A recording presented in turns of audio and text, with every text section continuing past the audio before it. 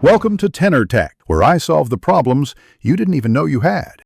You begin by installing and opening the Teams desktop app. Do this now. Sign in with your work, school, or Microsoft account and allow camera and microphone access when prompted.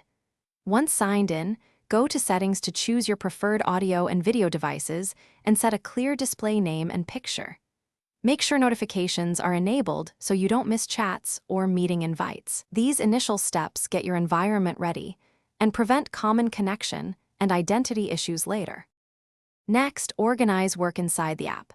Create or join a team, add channels for topics, and pin important chats for quick access. Use the Calendar tab to join scheduled meetings with one click, and when you need an immediate conversation, choose Meet Now to start a call.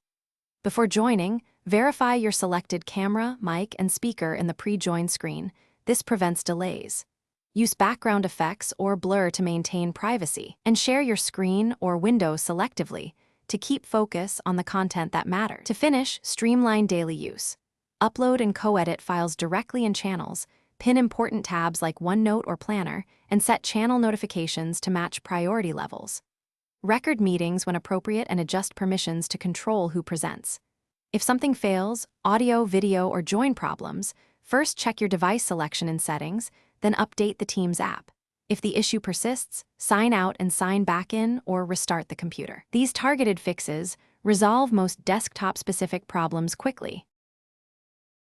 Thanks for watching. Subscribe to keep your life in tune.